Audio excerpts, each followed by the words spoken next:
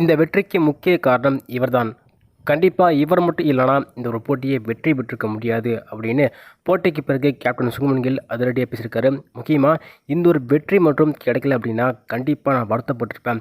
நான் வந்து ரொம்பவே வருத்தப்பட்டிருப்பேன் அப்படிங்கிற மாதிரி பார்த்தீங்கன்னா ரொம்பவே கண் கலங்கியிருப்பாருங்க.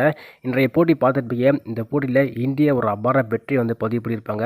மிகப்பெரிய தோல்விக்கு பிறகு இந்தியா இப்போது முதல் வெற்றி வந்து பதிவு பண்ணியாச்சுங்க. ஆல்மோஸ்ட் 7 போட்டிக்கு பிறகு இந்தியா முதல் வெற்றி வந்து பதிவு பண்ணியாச்சு சுக்மன் கில் தலைமையில். அதுவும் ஒரு நாள் போட்டியில் தான் இந்தியா வெற்றியை வந்து பதிவு பண்ணியிருக்காங்கன்னு சொல்லலாம். இதுக்கு முன்னாடி இந்தியா அடுத்தடுத்து தோல்வி வந்து பதிவு பண்ணியிருந்தாங்க. ஆனால் இந்த போட்டியில் இந்தியா ஒரு அபார வெற்றியை வந்து பதிவு பண்ணியாச்சுங்க. இந்த போட்டி என்ன நடந்துச்சு, முக்கியமாக சுக்மன் கில் என்ன பேசியிருக்காரு, வெற்றிக்கு யார் காரணம் அப்படி சொல்லியிருக்காரு அப்படிங்கிறத தெளிவாக பார்த்தலாம். வீடியோ கொஞ்சம் கூட ஸ்கிப் பண்ணாமல் பாருங்கள். நம்ம சேனல் கட்சி புதுசாக வந்திருந்தீங்க அப்படின்னு சப்ஸ்கிரைப் மட்டும் பண்ணிக்கோங்க.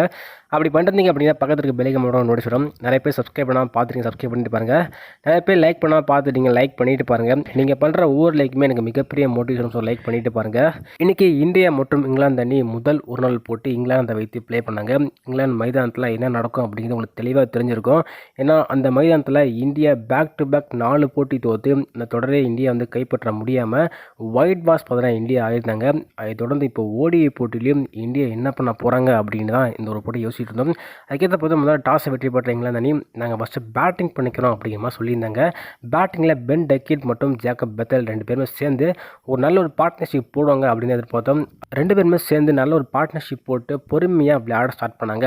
முக்கியமாக விக்கெட்டை மட்டும் விட்டுறக்கூடாது, அதுக்கப்புறம் நம்ம சரியாக ப்ளே பண்ணிக்கலாம் அப்படிங்கிற மாதிரி விக்கெட்டை மட்டும் விடாமல் முதல் 10 ஓவரில் அதாவது பவர் பிளேயில் விக்கெட்டை விடாமல் டீசெண்டாக விளையாடினாங்க பென் டக்கெட் மற்றும் ஜேக்கப் பெத்தல். அதுக்கப்புறம் பார்த்தீங்கன்னா 7வது ஓவர் வந்து நம்மளோட குர்னூர் இருக்கார் இல்லையா, செம்மையாக பவுலிங் போடுவார் அப்படின்னு எதிர்பார்த்தா அந்த ஓவரில் அதிரடியாக அவர் போட்ட முதல் ஓவரே 17 ரன் விட்டு கொடுத்துருப்பாருங்க. எல்லாருமே டீசெண்டாக பந்து வீச்சு வந்து வெளிப்படுத்தினாங்க. முக்கியமாக வந்து பும்ரா செம்மையாக போட்டிருந்தார், பசிர் கிருஷ்ணா செம்மையாக போட்டிருந்தார். ஆனால் குர்னூர் பார் மட்டும் செம்ம அதிரடியாக அடி வாங்கியிருந்தார். போட்ட முதல் ஓவரில் 17 ரன் விட்டு கொடுத்துருப்பாரு. அதுக்கப்புறம் பார்த்தா சுக்மன் கில் அவருக்கு ஓவரே தரலங்க. ஸோ ஏன்னா அந்த அளவுக்கு பண்ணால் செம்மையாக பேட்டிங் பண்ணாங்க பென் டக்கெட் மற்றும் நம்மளோட ஜேக்கப் பெத்தல். 2 பேருமே நல்ல ஒரு பேட்டிங்கை செட் பண்ணியிருந்தாங்க. ஆனால் வந்து மீண்டும் வந்து பவுலிங் கொடுங்க அப்படின்னு ரோஹித் சர்மா சொல்லியிருக்காருங்க. நீ வந்து அடி வாங்குறான் அப்படின்னு பார்க்காத, அவருக்கு வந்து மீண்டும் பவுலிங் கொடு அப்படிங்கிற மாதிரி 13வது ஓவர் பார்த்தீங்கன்னா இந்த பவுலிங் கொடுத்துருப்பாங்க. அந்த ஓவரில் 2 விக்கெட் தூக்கியிருப்பாருங்க. ஸோ வந்து ஜேக்கப் பெத்தலும் காலி, நம்மளோட பென் டக்கெட்டும் காலிங்க. ஓப்பனிங் 2 பேருமே தூக்கியிருப்பாரு. அதுக்கு அடுத்த ஓவரே பும்ரா போட்ட பந்து வீச்சில் ஹாரி ப்ரூக்கும் அவுட் ஆகிருப்பாருங்க.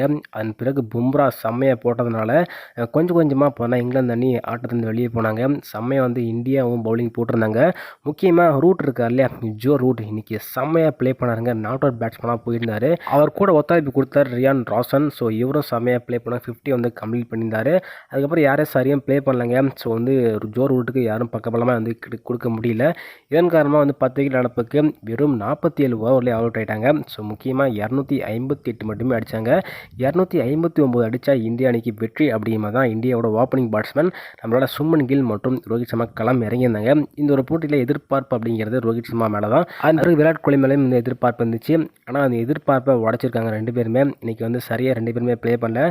தொடக்கத்தில் ரோஹித் சர்மா ரொம்ப ஸ்லோவாக ப்ளே பண்ணியிருந்தார். இருந்தாலுமே அவருக்கு ஒன்றும் குட் ஸ்டார்ட் கிடைக்கல. வெறும் 11 ரன்னுக்கு ஆட்டம் இழக்க. அதன் பிறகு கிளம்பி விராட் கோலியும் பார்த்தா 5 ரன்களுக்கு ஆட்டம் நடைக்கட்ட. ஸோ என்னடா 2 பேருமே பெருசாக அடிக்கல, என்ன தான் ஆச்சு அப்படிங்கிற மாதிரி யோசிச்சுட்டு இருந்தாங்க. ஆனால் அதுக்கப்புறம் ஸ்டேயர் வந்தாருங்க. ஸ்டேயர் மற்றும் சுக்மன் கில் 2 பேரும் நல்ல ஒரு பேட்ஸ்மேன் தான். இருந்தாலுமே இந்த நேரத்தில் என்ன பண்ண போகிறாங்க, அது வந்து இங்கிலாந்து மைதானத்தில் எப்படி ப்ளே பண்ணணும் அப்படின்னு தெரியுமா அப்படின்னு நம்மளுக்கு தெரியல. ஆனால் 2 பேருமே சென்சிபிளாக ப்ளே பண்ணாங்க.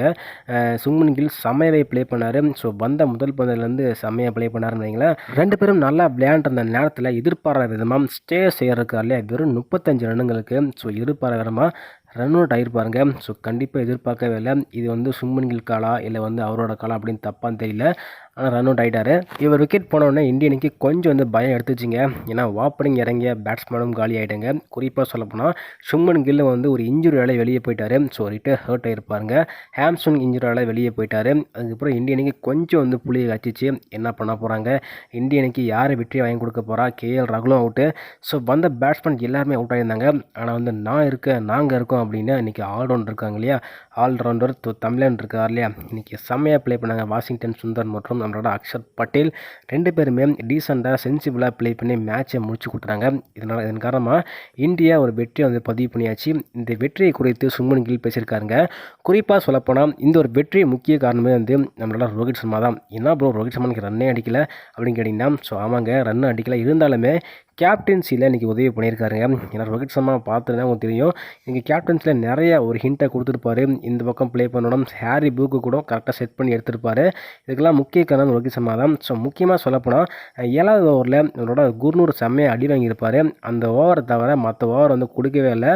ஆனால் அதுக்கப்புறம் வந்து சுப்மன் கில் வந்து அவருக்கு ஓவரே தரல. ஆனால் வந்து சுப்மன் கில் ரோஹித் சர்மா என்ன சொல்லியிருக்காரு அப்படின்னா, அவருக்கு வந்து மீண்டும் ஒரு ஓவர் கண்டிப்பாக அடிக்க போவாங்க, அவுட் ஆவார் அப்படிங்கிற மாதிரி சொல்லியிருக்காரு. அதே மாதிரியே ரோஹித் சர்மா சொன்ன மாதிரியே ஸோ அடிக்க போனாங்க.